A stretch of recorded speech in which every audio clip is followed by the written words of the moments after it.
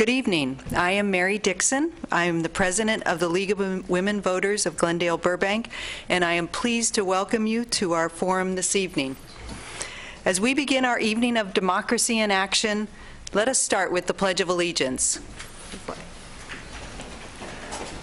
I pledge allegiance to the flag of the United States of America and to the republic for which it stands, one nation, under God, indivisible, with liberty and justice for all.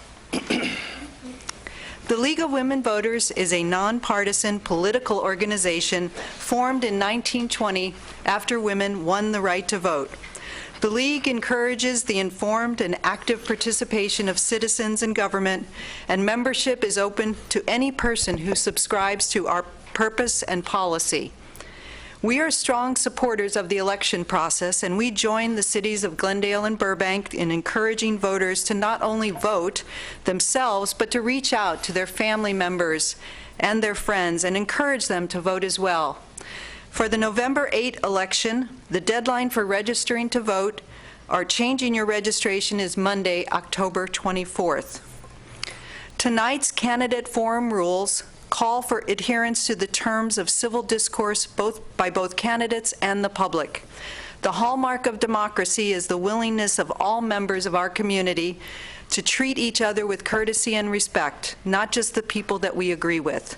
It is in that spirit that we are here this evening to engage in a vital part of our democratic process, a civilized discussion of the important issues that confront our communities. So I want to thank both candidates and the audience for being here tonight and for their willingness to elevate the discussion to enhance understanding rather than to obfuscate or denigrate their opponent. The questions you will be hearing tonight are questions that we have received from the public. We hope the candidates will find these questions to be challenging, enabling you, the voters, to learn about the candidates and to make an informed decision in the election. Finally, we want to thank those who have made this forum possible. First, we thank the City of Burbank for providing the facilities for these forums. We are particularly grateful for the assistance of Drew Sugars, the Public Information Officer, and his staff. We also have many of our League members here tonight working to make this forum happen. Included are our audience greeters, Elaine Wilkerson and Wendy Kazanjian, question sorters, Renee Lesk and Joan Hardy, and our timekeepers are Bill Carson and Elise Collins. And now I would like to introduce our moderator for this forum, Rita ZWERN. Rita is a longtime League member with much experience in moderating forums, and we are grateful to Rita for the many hours that she dedicates to the League. Rita?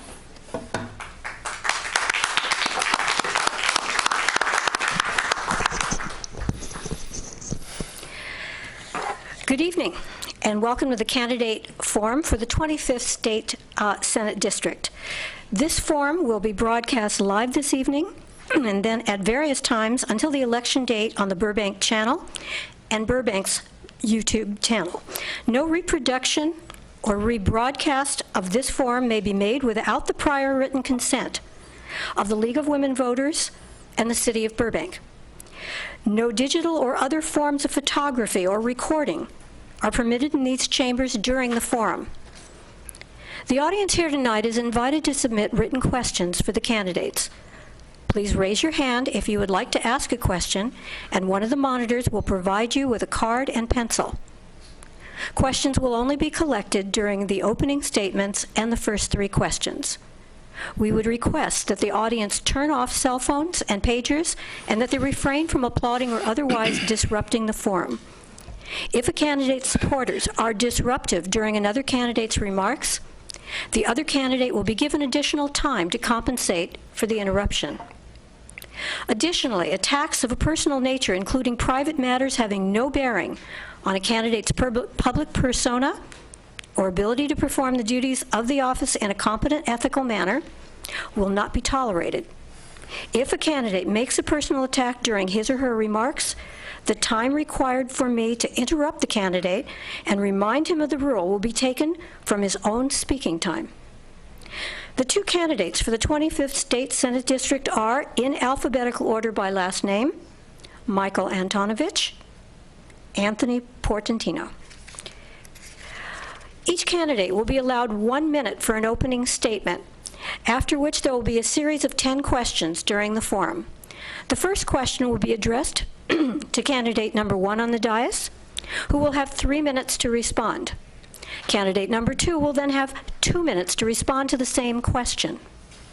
The second question will be first addressed to candidate 2, who will have 3 minutes to respond, followed by a 2-minute response by candidate 1, and so on, so that each candidate will have the same amount of time to speak. Following the question period, the candidates will be given 2 minutes each for a closing statement. During these responses, our timekeepers will alert candidates to the time remaining with signs of 1 minute, 30 seconds, 15 seconds, and then a stop sign when they are out of time. We will now begin with opening statements. Mr. Antonovich, your opening statement, please. Thank you. And thank you, Rita, for being the moderator today with the League of Women Voters, presenting this program for the county of people in this district to see the candidates discuss these issues. I was born and raised in South Central Los Angeles. After high school, I went to the United States Army, and after the Army, my service, I went to college, university, where I received my 3 degrees at California State University, and then also 2 summers at the Senior Executive Program at the JFK School of Government at Harvard University, and then at the Hoover Institute with the ISI students as well. I've taught school, I've been a state legislator, and I have also been a county supervisor for the past 35 and a half years. I have 2 children, a 15-year-old and a 17-year-old, and reside in Glendale with my wife, Christine. Thank you. Mr. Portantino, your opening statement, please. Thank you, Rita, and thank the League for putting this on. I'm a proud League of Women Voters member myself. I also want to thank my daughter, Sophia, who came here, who actually works in Burbank in the entertainment industry. Thanks, Sophia, for being here. I'm Anthony Portantino. I'm proud to be running for the state Senate. I believe this district in particular values public education more than any other issue. My kids attend public school. I'm a proud PTA member. My wonderful spouse, Ellen, was the past PTA president of our daughter's middle school. There's no bigger issue, more important issue than education in this district. I'm a strong supporter of California's community colleges, and I'm proud that a number of the community college trustees throughout the district support me. I believe about 70 of the former and current elected school board members throughout this district support my campaign. I'm a big supporter of the Gold Line. I want to go to Sacramento to continue the government reforms that I started when I was there, when I was in the State Assembly for 6 years. In the past several years, I've had the honor of teaching leadership at USC, and I'm proud to be here to say good evening. Thank you. We'll now begin the question period. The first question is directed to Mr. Antonovich. What do you see as the most urgent needs of the 25th Senate District, and how do you believe they should be addressed? Please explain. Mr. Antonovich, your 3-minute response, please. We have a number of issues. Public safety. What we have is an increase in crime, and those of you in Burbank, Glendale, Pasadena, throughout the county of Los Angeles are suffering the impacts from a crime increase. Number 2, we have a problem that we have to address, and that's with the foster children, emancipated youth, getting our communities involved for adoptions and being mentors for these young people. We have a trafficking problem. In fact, I spoke today at College of the Canyons on this issue, on a symposium for this region. The average age is 12. The average lifespan is 9 years for these individuals. And working together, our Board of Supervisors united in this effort with our law enforcement agencies and the U.S. Attorney and the FBI in addressing this issue, very crucial. We also have the environment. I'm very proud of the thousands of acres of additional open space and trails that we have been able to provide. It's very important we move forward on the environment. As one of the fathers of cleaning up the, getting rid of the diesel belching buses from MTA. Today, all of our transit systems have CNG or electric buses, and that's helping to clean up the air. We also have other issues, education. I was the father of the Arts High School. This school it's a charter school at California State University, Los Angeles. It scores at the top 99 percentile academically, and those young people go on to college. We need to expand those programs. And as a part of the County of Los Angeles, I'm very proud of the hundreds of thousands of dollars we provided to schools in our county for their arts program and the expansion of those. Burbank has been a recipient of the Bravo Award. Many of those awards have been received by the students in Burbank, Glendale, and the other areas in this area. So we want to expand those. But we have a problem with crime. As the father of the disarm program, where we removed guns from those felons on probation, since 2000 we have removed nearly 11,000 guns. This program started after that terrible shooting at the Jewish Center in Granada Hills and the murder of the postal worker in Chatsworth. We found that these guns were not being removed by people when they went on probation. Now we have a program, and I want to see that expanded statewide. And that's why I'm very proud of the probation officers endorsing me for this race. All three units for the probation department, along with the chiefs of police of the County of Los Angeles. So crime is important, education is important, and transportation. And as I said, one of the fathers of the goal line, getting that goal line to Ontario Airport through Claremont. And we are now expanding a service from Pasadena to Burbank, the Media Center for Employment, to North Hollywood. It goes through Glendale, Burbank, and North Hollywood for access to Universal City. So we want to expand that and make that real as well. Thank you. Mr. Portantino, your 2-minute response, please. Thank you. The 25th District is a foothill district made up of about 15 small communities: Burbank, Glendale, Pasadena are the 3 largest cities. It's a place where people go for a piece of the American dream, for upward mobility, for a good education. The public schools in this district are terrific. Unfortunately, we don't always fund them to the level that we should. That's why I'm a big supporter, or was a big supporter, of Prop 30, which helped bring more funding to public education, and also I'm a supporter of Prop 55 on the current ballot on November 8th to again make those revenue sources permanent. This is a community college district. It's home to Glendale Community College, Pasadena Community College. Citrus is just outside the district, but the residents that live in the district attend Citrus, the same as Mount Sac. It is a community college-centric district, and I'm proud that most of the community college trustees in this district support me, because I believe that's the forgotten segment of our education model. And one of the things I want to do in Sacramento is I want to institutionalize a K-14 education, not just a K-12 in a silo and a higher education in a silo. We must get our students prepared for a global high-tech economy, for a 21st century job market. We must provide them public safety. I'm proud that most of the leading law enforcement organizations throughout the state have endorsed me in this race. I'm proud that the Sierra Club has recognized my environmental record and has endorsed me. I'm also proud that in this suburban district we shouldn't have guns in the hands of people who shouldn't have them, and I took guns off Main Street, California, and the Brady campaign to prevent gun violence also endorses me in this race. I'm a father of 2 kids. I know the suburban communities because I live, I work, and I volunteer there, and that's my answer. Thank you. The next question will be directed first to Mr. Portantino. What kinds of plans would you pursue to address the underfunded condition of our state's public employee retirement benefit system? Mr. Portantino, your 3-minute response, please. Well, one of the things I tried to do when I was in the state assembly is I tried to actually shift the way we budget in California from sort of a black hole morass of fighting for revenue for this, for that, the other, and not having a sense of priorities.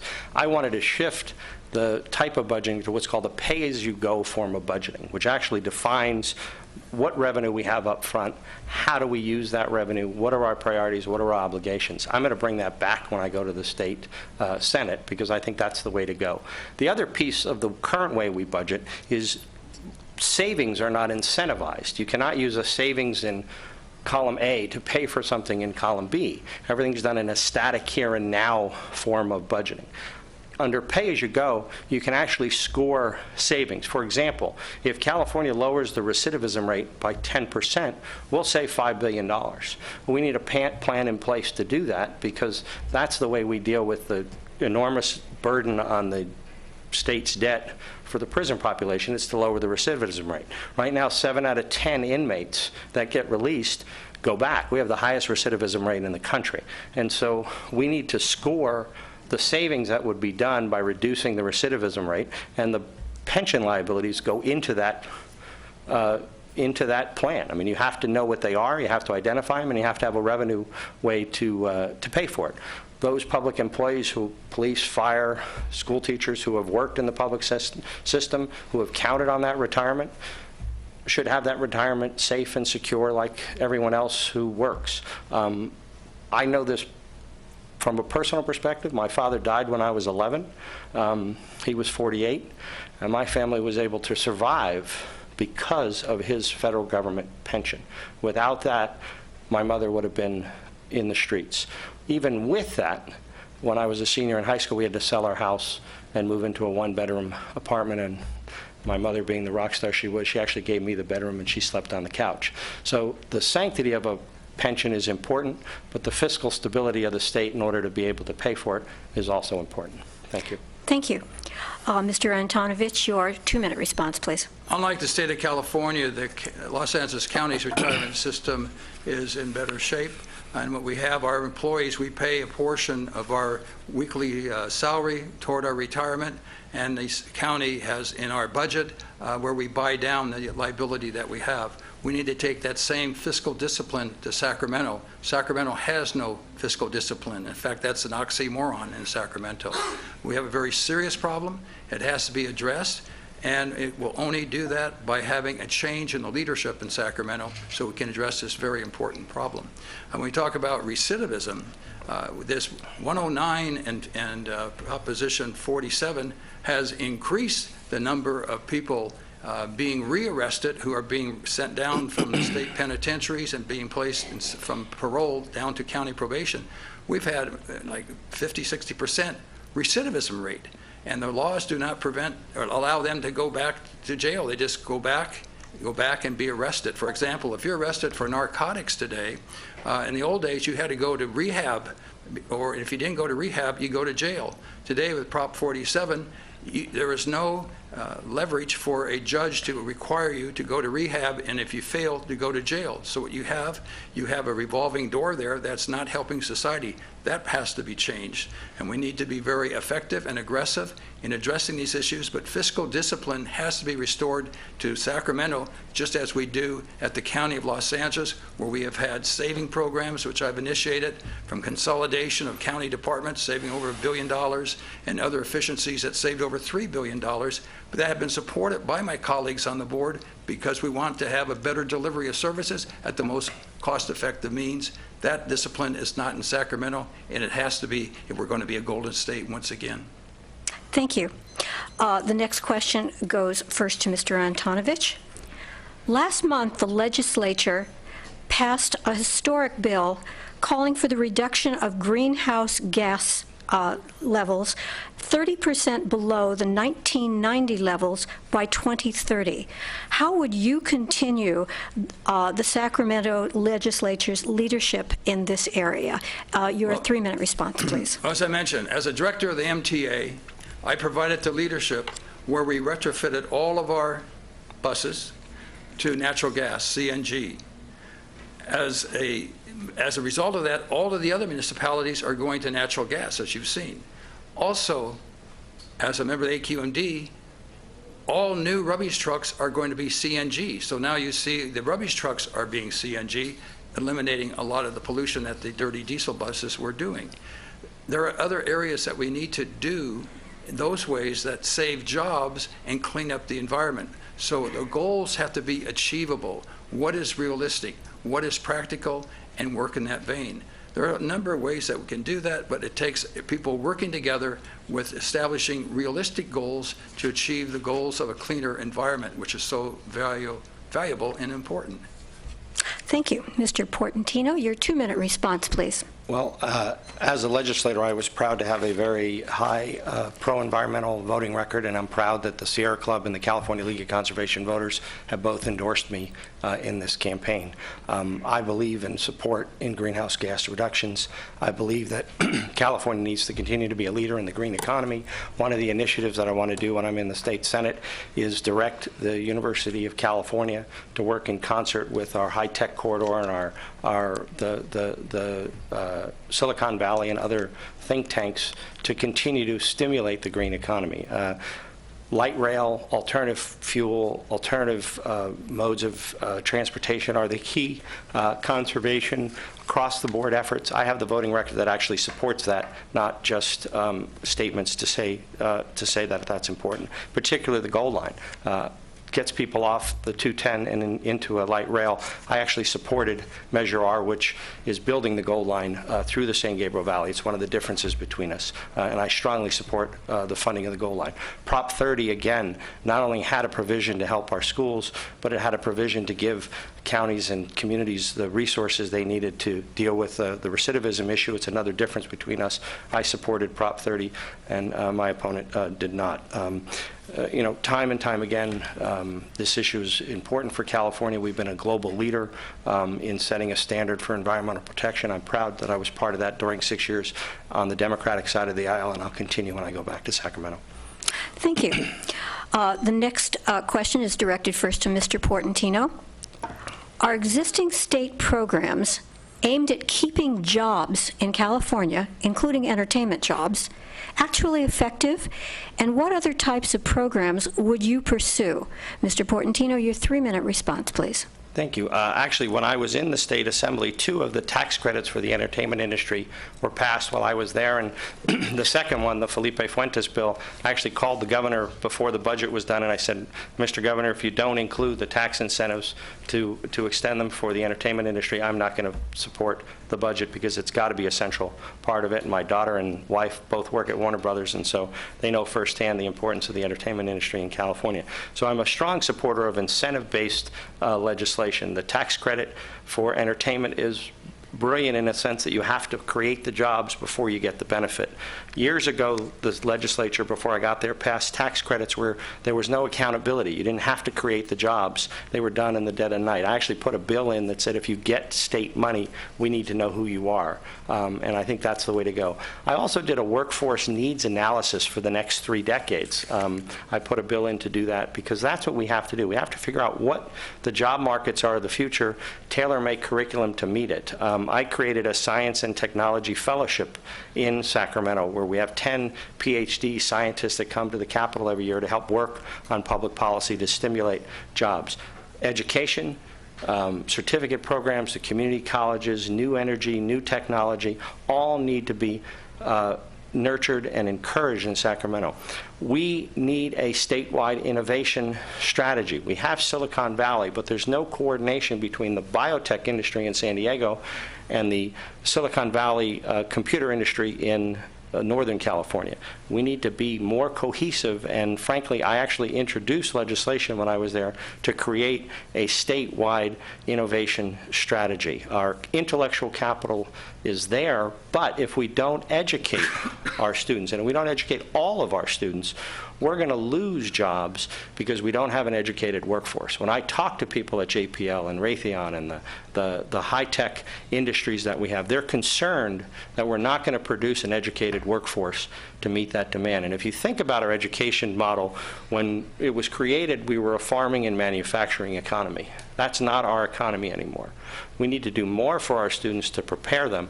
Entrepreneurship is also important. I'm proud to be endorsed by the California Small Business Association for this race because they know I'm committed to helping small businesses. That's an important piece of our jobs and our economy. So again, to sum, our education needs to be integrated with our job market. Our innovation strategy needs to be statewide. The state needs to invest in incentives that are bona fide and have accountability so we know we're creating those jobs in order to have an effectiveness around the state.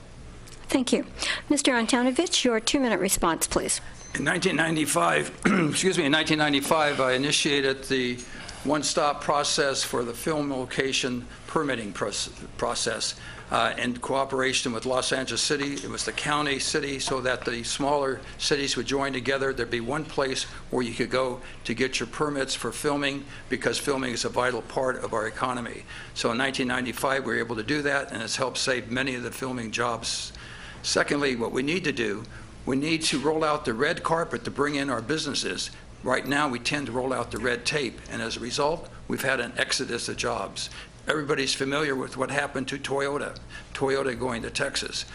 The Auto Club those call centers have been shifted to Texas. So when you call for a flat tire, somebody in Texas is going to give you the directions what to do. We need to bring jobs back here. I'm very proud I was able to bring BYD Motors, and they're located in Lancaster. They're manufacturing the electric buses. Right now, the Antelope Valley Transit Authority is going 100% electric buses. They get up between 150, even up to 200 miles a charge, but creating jobs. But we need to have some tax incentives. Those tax incentives that have worked for the film industry need to also be applied to the other industries that are here, just like the CEQA reform that we need to have. We just can't have CEQA reform for football stadiums or high-rise buildings. We need it for the people who build homes for families. We need to have fairness and CEQA reforms, and that will help create jobs. Also, I would like to state that there's too much,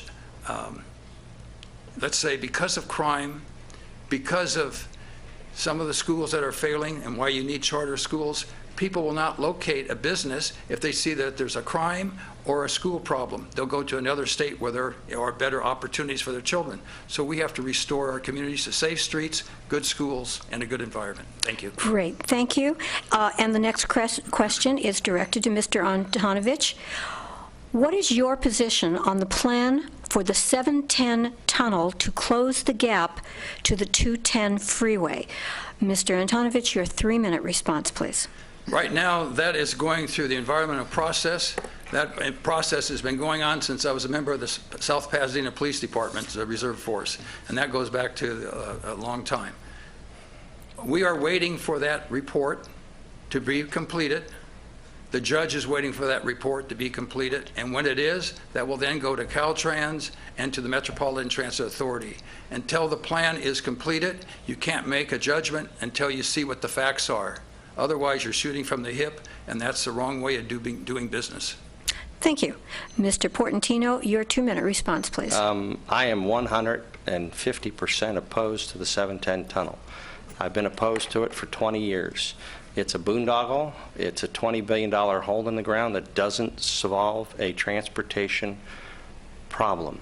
Caltrans' own warrants say, which have been delivered to the MTA, which my opponent sits on, say that at best, this project on the date opens up at level service F. Level service F under their own warrant says don't build it if it's level service F. It will save minimal, de minimis travel time for commuters and will increase arterial circulation. All of those studies are out. All of that information has been available. The one piece of the puzzle that has been the most hard to get from MTA and other transportation leaders who have been advocates of this project for decades has been the cost-benefit analysis. It took me 3 years of browbeating the California Transportation Commission and several motions by MTA Commissioner Ara Najarian to bring transparency and accountability to this issue.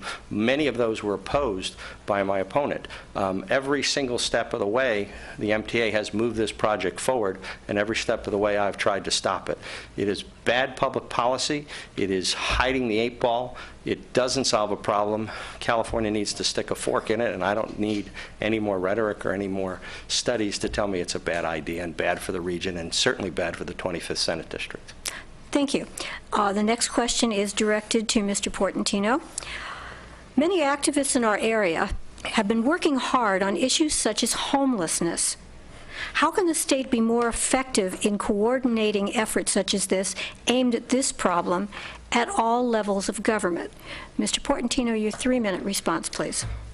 That's a great question, and one of the reasons why I supported redevelopment for the cities, and again, Burbank was one of the good actors in the redevelopment fight, and it's another area where my opponent and I disagreed. He supported the dissolution and redevelopment. I supported the cities because part of the redevelopment funds were going to buy affordable housing. The County of Los Angeles instituted a landmark project called Project 50, which took Skid Row homeless and put them into housing. Again, many of the supervisors supported that effort. My opponent opposed that effort. There's been many, many homeless efforts underway. The City of Los Angeles is going to put one on the ballot. Again, I support that effort. My opponent does not. This is an issue that's near and dear to my heart. We have problems, and you have to do more than just say, I want to address it. You actually have to fund the solution. And if we keep taking the funding away from those efforts, they're not going to get solved. So the City of LA, Mayor Eric Garcetti, has a cutting-edge plan in place. I support that. I think the state needs to have a statewide incentive. Again, one of the reasons why I oppose the dissolution and redevelopment is there was no alternative on the table. The state needs to have an alternative, a dedicated revenue stream, has to help cities meet their affordable housing, their homeless issues from a statewide perspective.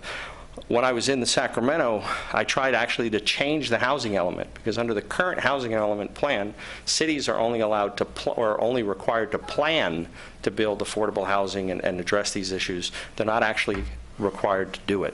And I wanted to give cities an incentive to place foster youth, many of whom get emancipated when they turn adults and end up in the criminal justice system. I wanted to try to incentivize cities to put them in single-family homes. I think it was a good idea a decade ago, and I'm going to bring it back. But when you see the homeless, it's a problem that's not getting better, and we have to address it. And thank goodness the City of LA, which is the largest city in Los Angeles County, has a plan to address it. I support that plan, and it's a big difference between the two of us. Thank you. Mr. Antonovich, your 2-minute response, please. First, the state of California, Governor Brown and the state legislature is the one that got rid of redevelopment agencies. The counties of the state did not do that. That was a state issue. Secondly, placing this burden on the property tax owner is not the way of resolving this issue. You look at the homeless, they're not just one group of people. You have the alcoholic, the drug dependent, the economically deprived, and the mentally ill. The economically deprived, you can help with shelter, you can help with housing, you can help with programs. The drug addict, the alcoholic, and the mentally ill need treatment. And right now, the law is only 72-hour hold. That has to be expanded, and I helped that law to get passed under Assemblywoman Helen Thompson, and that was passed by the state legislature and signed by the governor. But we need more time to get these people back on their feet, more time. Otherwise, you have a serious problem. I initiated the issue at the MTA, where the bus drivers and the rail conductors will report those that are homeless on a bus bench or in a rail station. They go out, the PET team for mental health, to get these people shelter and assistance. Over 90% walk away, be it El Nino raining or hot as Hades. They're not in their state of mind until they are given medical treatment and assistance. They're not going to be able to be taking advantage of housing or other services because they're denying them now. And I will support on that. And that's why yesterday at the Latino mental health symposium, my colleague Supervisor Hilda Solis, because of my leadership in mental health, had them give me a standing ovation, about 500 people. Our Board of Supervisors is committed in getting the mental health and the services for these individuals, and those who are economically deprived, we have job training programs and housing available for them, and that's what will help those individuals get back on their feet. But the others need medical treatment. Thank you. The next question will be directed first to Mr. Antonovich.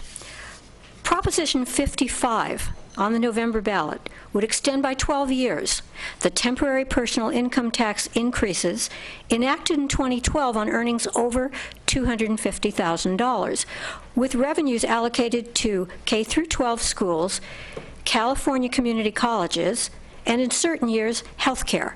What is your position on Proposition 55 and why? Mr. Antonovich, Well, I would 3 minutes. oppose that for the simple reason we need to have incentives to have people come to California, to invest in California, to get California moving ahead. Right now, California is at the bottom of the 50 states as far as our tax rates. We should be up at the top. We should have lower taxes like other states are having to create and develop jobs for our people. You just can't tax people and keep taxing them to a level that is so high that the disincentives are for them to not stay here, but to go to another state. We need incentives for people to invest here. We need incentives for job creation, not disincentives. And so that's the wrong approach. The community colleges, I was a trustee. I have support from many of the community college trustees in this election. Is a very important element. They need to have fair distribution of state funds, which they currently don't have. They're at the bottom of the barrel, and they should be near the top because they do an incredible job. They don't have the big endowments to help their universities. They don't have the large bureaucracies that just pay big administrative staffs. Their money goes into the classroom. That's the approach that we need to have in the community colleges, and that's the approach we ought to have in the state universities and the state colleges.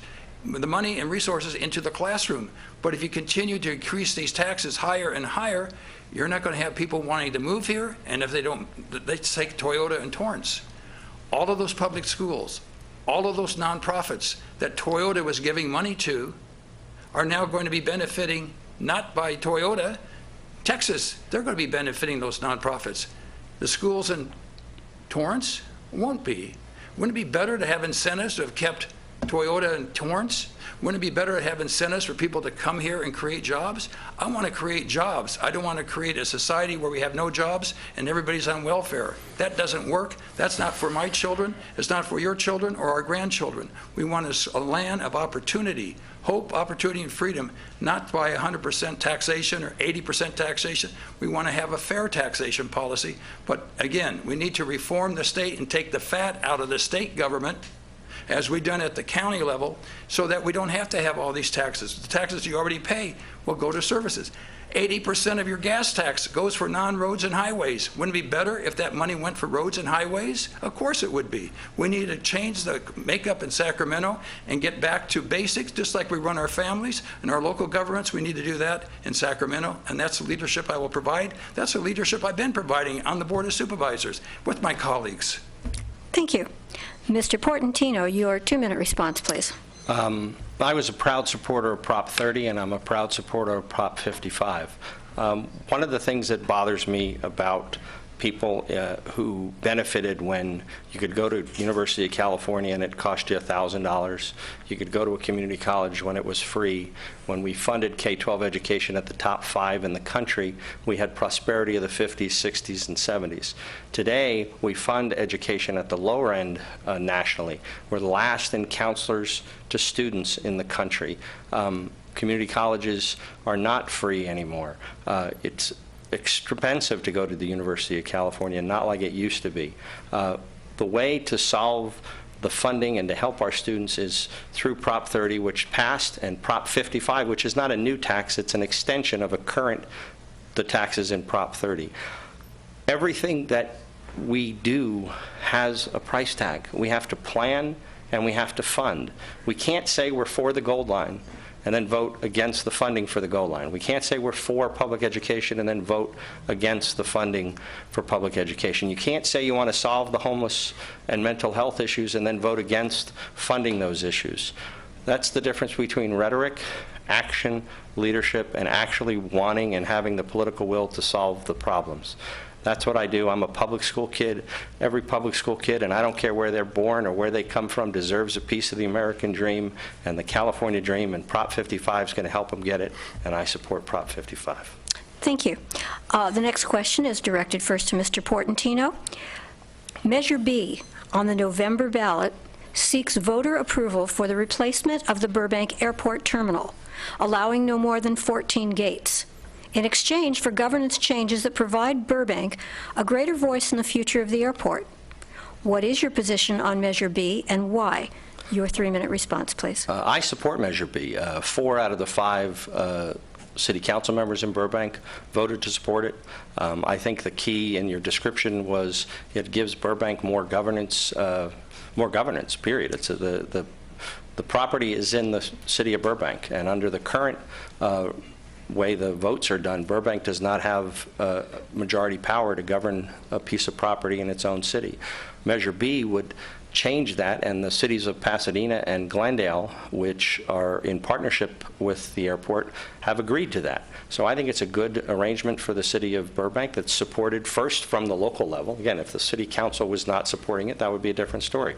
Also, the way you phrased it, replacement, is very important. It's not an expansion, from what I understand. It's rebuilding the current facility to make it better, make it modern, and make it work better. And Burbank, as a sweetener, gets gets more governance say-so in the structure. So I support the city of Burbank in its effort. Obviously, I don't live in Burbank. I don't get to vote. But the mayor, who's endorsed my campaign, he voted for it. Bob Frutos, who's endorsed my campaign, he's voted for it. Will Rogers, who's endorsed my campaign, he's voted for it. And I support them in their effort to revitalize the Burbank Airport. Thank you. Mr. Antonovich, your 2-minute response, please. As a member of the state legislature, I was the co-author with Senator Newton Russell that allowed Burbank, Pasadena, and Glendale to acquire the Burbank Airport from Lockheed. The Burbank Airport is a vital element of transportation and employment in our region. I support the measure. It's very important, and I support transportation.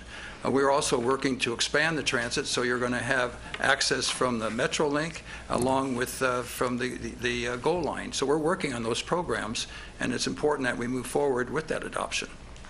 Thank you. The next question will be first directed to Mr. Antonovich. Last year, the California Healthy Youth Act was passed and requires schools to provide comprehensive sexual education using age-appropriate material to elementary and high school students. What have you done in the past to support sexual education for kids, and how will you support the California Healthy Youth Act should you be elected? Your 3-minute response, please. Well, they've always had sexual education in the health department, or I should say in the health classes in the secondary schools. So that's been a component. I don't know how much additional requirements are going to be mandated, but I would say that the parents have a voice in that, and they should be included as to what is going on in the classroom. I support and I, as a public school teacher, I taught for a number of years, it's important that the parents are involved with the school board in determining the curriculum for those courses. Thank you. Mr. Portantino, your 2-minute response, please. Well, I definitely support comprehensive modern sex education. I'm the father of 2 daughters. It's not always comfortable to talk to them about those issues. I just got a smirk from my daughter. But I'm glad that public schools are a place that are on the cutting edge. You know, growing up with a gay brother, I learned a lot in the 1970s. And, you know, Burbank should be very complimented. Burbank School District should be complimented on its cutting edge approach to dealing with sexual awareness, mental health issues. Burbank is the model. And I tell other school districts around the state to look at what Burbank is doing. Breaks my heart every time I see a young person in turmoil. It breaks my heart further every time I open up the newspaper and I see a young person who's taken their life. And if we can make high schools and schools more sensitive and for the diverse population in California, it's our moral fundamental right and obligation to do so. And so I support those efforts from a statewide perspective and from a local perspective. What affects one of us affects all of us, and we have to be a community that respects that. So those are my opinions. Thank you. The next question will be directed first to Mr. Portantino. What is your position on Proposition 63 on the November ballot, which mandates background checks for ammunition purchases and bans large capacity ammunition magazines? Your 3-minute response, please. I support it. As I said in the opening, I'm the candidate who was endorsed by the Brady campaign to prevent gun violence. I was the author of 2 landmark pieces of legislation to take guns off Main Street, California, to close the open carry loophole. And it's a fundamental difference between my record on sensible and smart gun control and my opponents. You know, I don't want people who are on the no-fly zone to have access to weapons. Anybody who opens up the paper and sees the violence from Colorado or Sandy Hook or the colleges that we've seen around the country and the violence that has touched California and San Bernardino and other places, it's out of hand. And those who don't think we should address it, I think are wrong fundamentally. The Second Amendment says you have a right to defend your home. Doesn't mean you have a right to walk into a Starbucks and open fire with a high-capacity weapon. We shouldn't do that. We should make sure no one else dies tragically. And if I'm in Sacramento, I'm going to continue to fight. My opponent when it was the opportunity to take Saturday night specials and ban them in the County of Los Angeles, he refused to do that, and it's a fundamental difference between the two of us. Thank you. Mr. Antonovich, your Sure. 2-minute response, please. As I said earlier with the program Disarm, the problem that we've had, we always go after the law-abiding, and we need to go after those who break the law. Nobody supports people going into Starbucks or any place else and killing people. But we need to go after those who commit the crimes. Very important. The Disarm program, which I initiated in 1999, went into effect in the year 2000. As a result of that, the probation unions are supporting me in this election because they know the value of it. We removed nearly 11,000 guns, assault weapons, handguns, sawed-off shotguns, nearly $1 billion in drug money from those who do not have the right to have a gun. We should go after them, and that should be a statewide program. We always take our eye off the ball. I want to keep our eye on the ball and go after the criminal element. That is the person or persons who belong in jail, and not having the governor with his proposals of letting people out of jail, and then those who've been convicted for crimes using the gun, having them reduced and back on the streets. That's crazy. You don't build a safe community with crime. My neighborhood, and I live in Glendale, we have to pay $300 a month, each of the homeowners, for a private security to work with the Glendale Police Department because of the home invasions and the robberies that we've been having. That's wrong. And we're finding that many of those are people who've been released because of 109 and Proposition 47. That has to stop. And you don't do it by going after the law-abiding. Go after the criminal element. That's what I support. You do the crime, you do the time. Thank you. The next question will be directed first to Mr. Antonovich.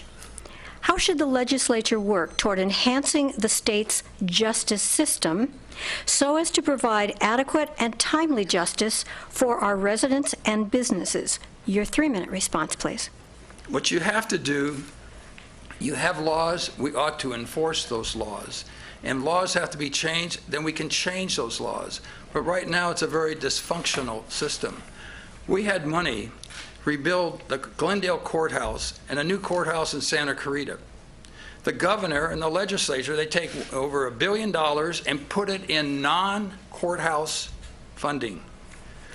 As I said earlier, we had the gas tax. Only 20% goes for roads and highways. They take the other 80%, excluding the highway patrol, which is very small sum, they put it in other programs. We need to get back to a justice system and a funding mechanism where the money that is being raised goes for particular programs that they're being entitled for, be it courts or for whatever.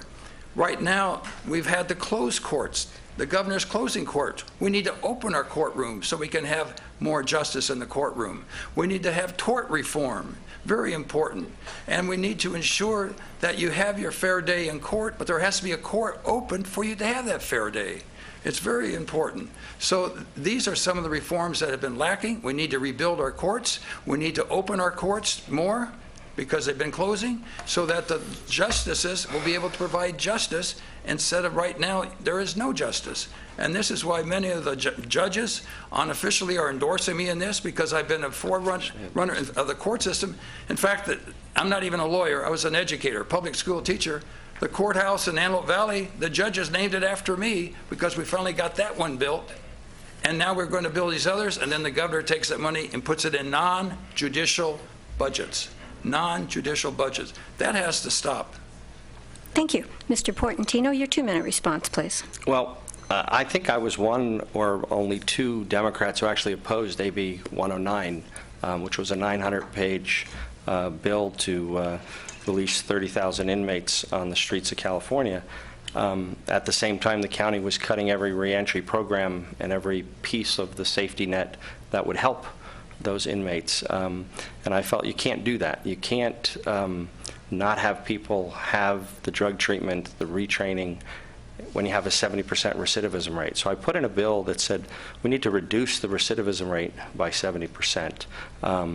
Prop 30, again, which I supported and my opponent opposed, had a funding source in it to deal with the criminal justice issues that the county was facing. Again, in order to solve the problem, you actually have to have a plan and a funding mechanism to do it. So if we reduce the recidivism rate, we create job training, drug treatment programs that are funded, we can actually stop the cycle of crime. By keeping guns out of the hands of people who shouldn't have them, we can reduce violent crime. Let's be clear, the California Police Chiefs Association has endorsed me, the Deputy Sheriff's Association, the Professional Peace Officers Association, the Peace Officers Research Association in California has endorsed me as well. People know that it's going to take leadership and common sense and sensible people who understand the big picture, who have a plan in place, and then also want to fight for the funding to address those issues to solve the problem. That's what it's going to take in Sacramento, not just words. Thank you.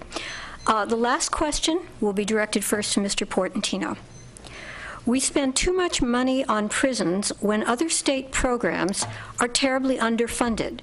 The governor has said 10% of the state budget is spent on our prison system. The California Democratic Party and the governor are supporting Prop 57 to reduce the cost. Do you support or oppose, and why? Mr. Portantino, your 3-minute response, please. And you would pick the one proposition that I haven't read. So I'll answer it similar to the way I answered the last question. To me, the prison expenditure is a supply problem. If you don't have a job, you don't have an education, and you're in prison, and you get out, 7 out of 10 of you go back in. If you're in the foster care system in California, 70% of you, when you're emancipated, end up in the criminal justice system. I had a young girl in my office who was about to be emancipated, and she looked me in the eye and she said, Mr. Portantino, I have my application at every Starbucks in town, and if I don't get a job within the next 6 months, I have 2 choices. She said, prostitution or drugs. And as the father of 2 daughters, it broke my heart. No 19-year-old girl should be facing that as a even knowledgeable choice. And so to deal with the global prison crisis, the drag on the budget, is we have to make sure that we reduce the recidivism rate, and we have to make sure that our population has an education, a job, and a path to success. We need to make sure that drug treatment programs are actually funded and accountable and effective. We need to make sure that the mental health component of insurance meets the needs of a modern 2016 California, not a 1950s California. So it's a multifaceted approach that's going to take somebody who's going to look at it from all the different specters, not just one piece of it. And that's what I did legislatively, and that's what I hope to do if I'm blessed to go to the state Senate again. Thank you. Mr. Antonovich, your 2-minute response, please. Once again, we're finding with this proposition, it's kind of like the following the brother of 109 and 47. We have 109 and 47 and a spike in crime, murder down the line. And now we're going to have another Proposition 57. They're going to let hardcore people who even use guns in commission of crime, they're going to lower those penalties for those who use a gun in a commission of crime. That's not justice. That's crazy. So I would oppose it. This recidivism. We're finding there is recidivism because, like I said, you can know the judge can order you to rehab, but you don't show up and there's no penalty. You can go back to court on another arrest for the same offense. He reassigns you to rehab, you don't show up, there's no additional penalty. It's a merry-go-round. There's no justice there. The system is broken. You talk to the former judges that were the judges of the drug court. What happened? The court, the kids going through rehab have diminished. We need to have a tough law that's being enforced that has to be reasonable. Letting hardcore criminals back on the streets is crazy. When they say, well, put an electronic anklet on, then it's okay. That electronic anklet doesn't immobilize any part of your body. All it does is send an alarm to whoever has the contract for that, who calls the local police department and tells them that their client has now violated his parole. We've had people murder and rape wearing their anklet. That's not the solution. You need to take the fat out of the prison system, and just like you need to take the fat out of the education system so that the money goes in the classrooms in education, and the money that goes for prison goes for the prison and not some large bureaucracy that's feeding off of the Department of Corrections. Having doctors that have malpractice, okay, Thank you. I'll finish that. The candidates will now have 2 minutes each for their closing statements. Mr. Antonovich, your closing statement, please. We have people, the medical doctors, because of malpractice, can no longer practice medicine, so they're in the mailroom, or they're delivering mail, but yet getting a doctor's salary. That's wrong.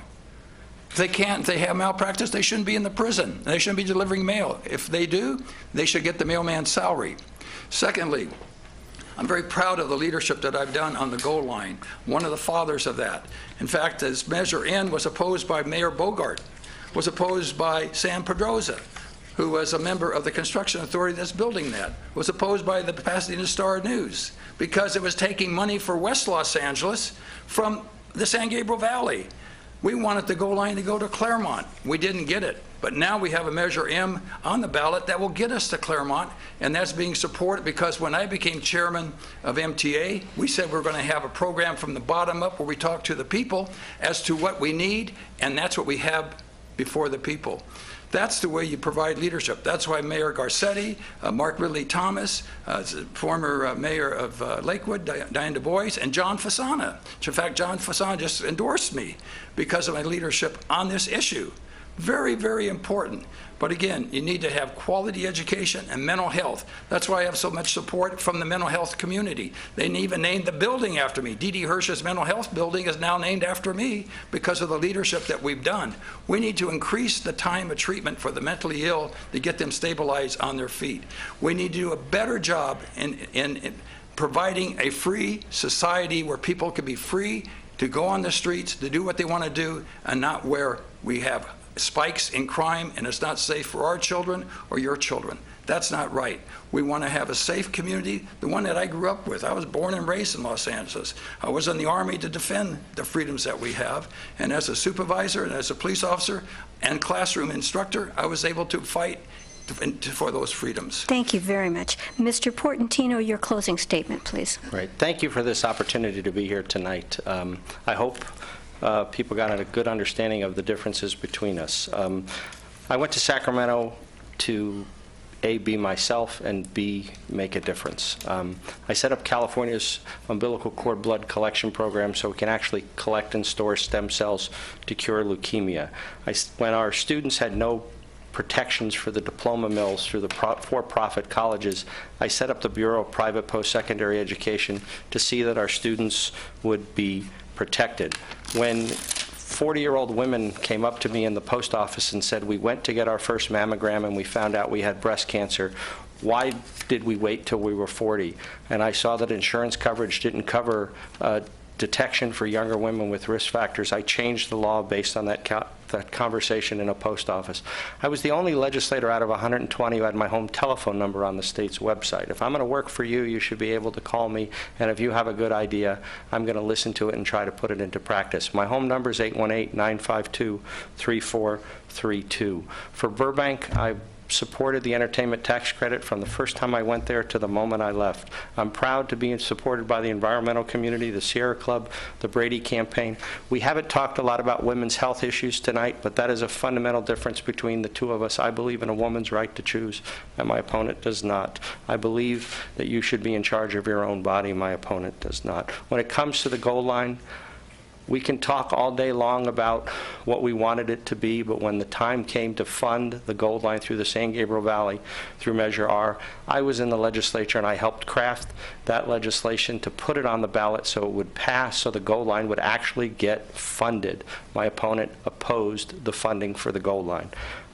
It's important that we know these distinctions. When it comes to homeless, when it comes to efforts to address mental health, I bring a personal, passionate perspective. Thank you very much for this opportunity. Thank you both. And this concludes the forum for the candidates for the 25th State Senate District.